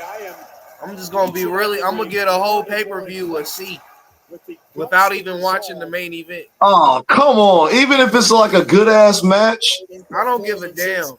Come on, man. You mean to tell me if you get an A+ match? Look at Charlotte Flair, bro. She ain't got no meat on her bone, bro. She look like she like a skeleton. But yeah, She's going through something. She might be sick. She looks sick. Going through something. Yeah. You don't need to be wrestling no more. It suffered a broken nose, but nonetheless, I'm going to say it broken nose, after this performance, separated shoulder. Lyra Valkyria retains the title. That was a whack match. that was a snooze fest. I was surprised I was able to stay up during that. I'm telling you. That was, that was, I told that you was, we need to skip that one. They could let that one they off. should have. I know you can't make the worst match first, but you gotta save that fatal 4-way if you're gonna put on something like that right after. I mean, that was just boring. But yeah, back to Charlotte Flair. Her in-ring abilities, I feel like that was the worst match on the WrestleMania card of both nights was the Charlotte Flair and Tiffany Stratton fight. Oh, And yeah. I like Tiffy. Tiffy my dog, but I was what you there. think? I was there. I was there. I was at WrestleMania night 1. That was the worst match. I'm telling you. The crowd was dead. I mean, everybody was like, when's the next match gonna happen? I was just like, oh man, this is like, I mean, they give her a title shot and she just came back. I'm like, they just giving out title shots to people now. I mean, Yeah, it's just at like least let Charlotte do something first, fight somebody first, so she can have to earn it a little bit. I don't know if they thought she would get the same pop as like John Cena or something when John Cena came back, and they're like, "Oh, we're bringing back a legend," because they both had John Cena in her win the Royal Rumble. But still, man, like that was a bad decision too. I agree. I don't know why they're pushing her. I don't know why they brought her there just to lose to Tiffy the way that they had her even lose. I thought it was everything about it just made me question the booking. I mean, I thought WWE Night 1 really dropped the ball on WrestleMania Night 1. I feel like honestly WrestleMania overall C+ in my opinion. Like Night 2 alone, I'll give it a B+ or an A-. You know what I'm saying? Night 2 alone, but as a full thing, WrestleMania was a letdown, man. Like as far as the quality of the matches, like I feel like Night 1, the best match was the Fatu for the United States Championship. That was I like Night 1. The triple threat was good. I thought triple threat was good. Yeah, the triple threat was good. And Paul Heyman betrayal.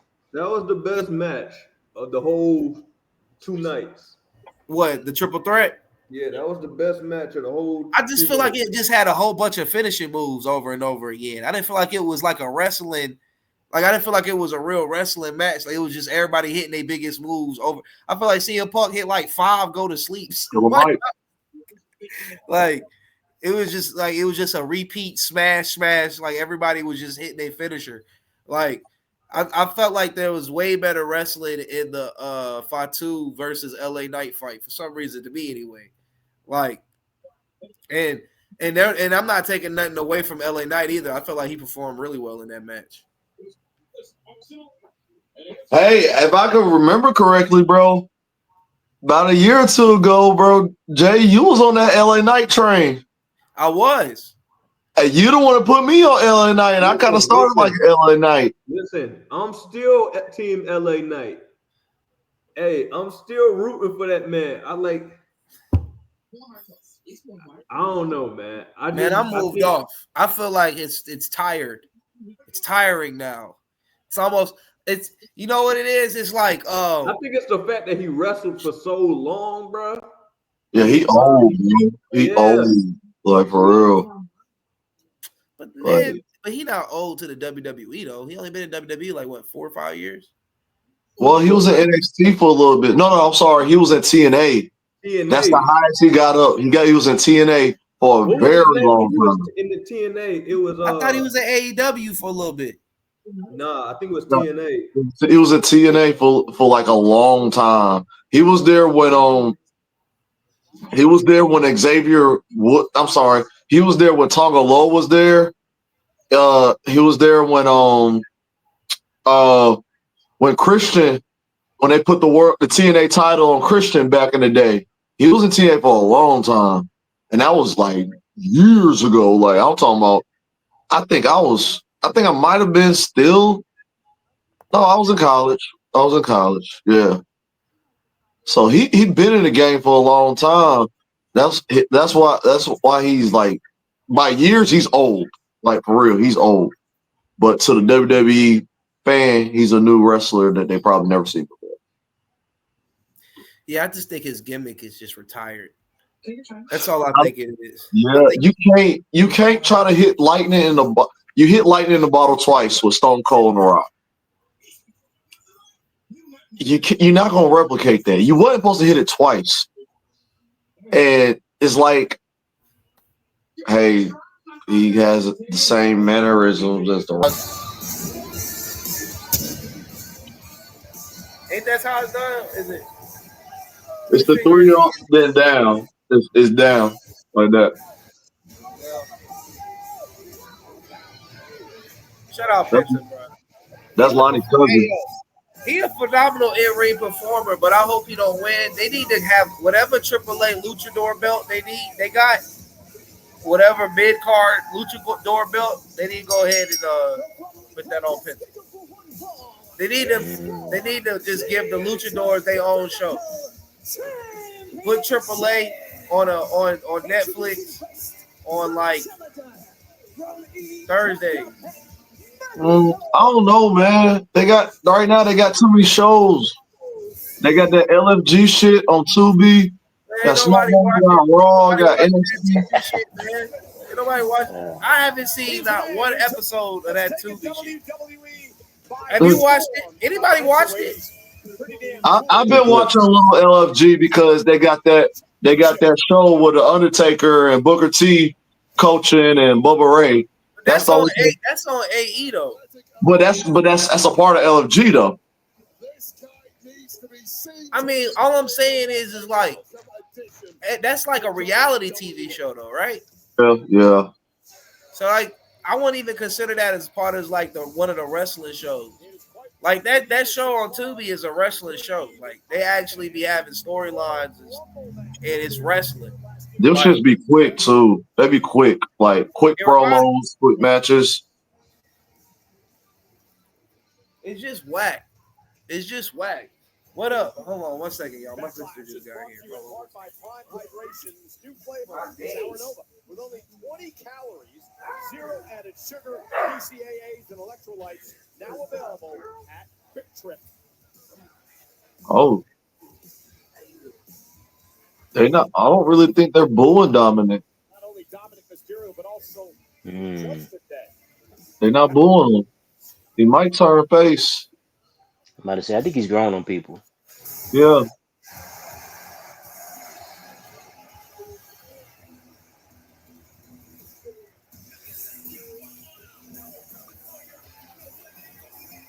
Oh, and look who's with it.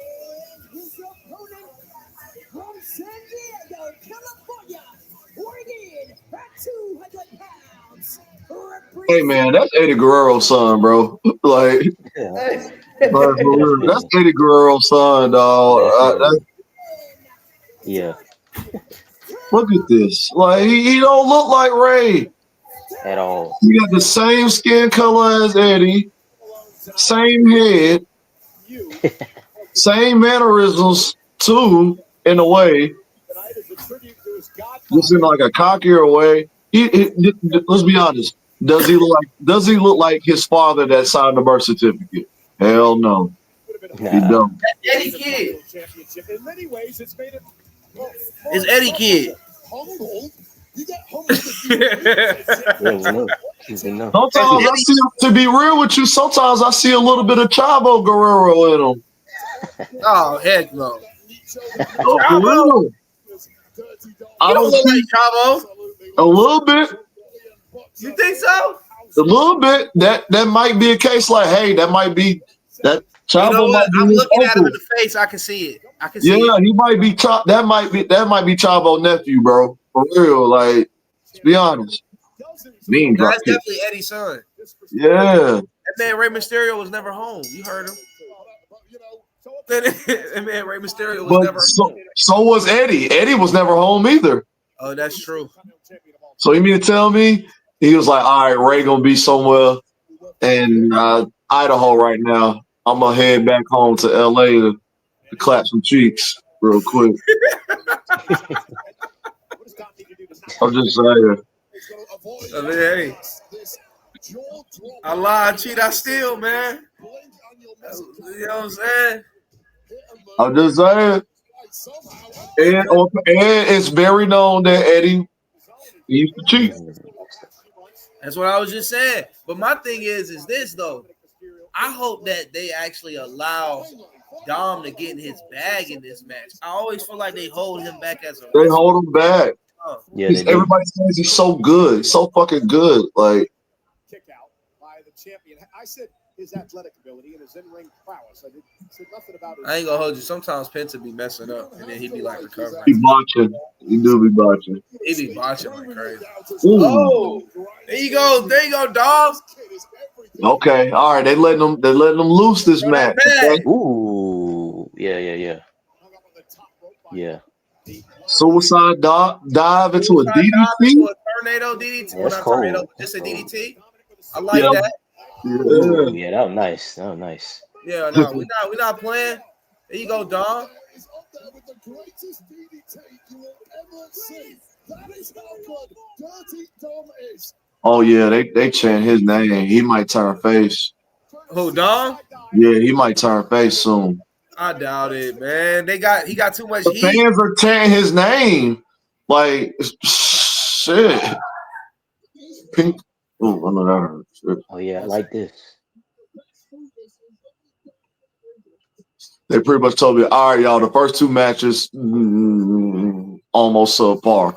We need y'all to drop a banger. Yeah, pick it up. Pick up the slack.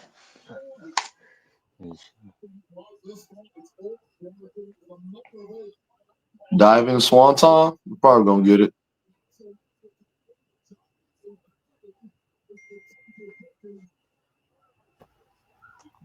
Oh no, he ain't going for that. No, he might go for it.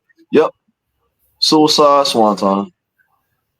1, 2, kick out by Penta.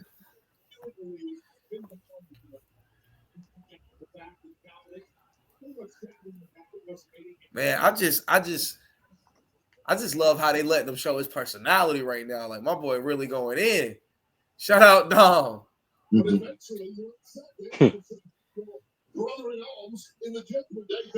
Hitting them with a little bit of Razor Ramon.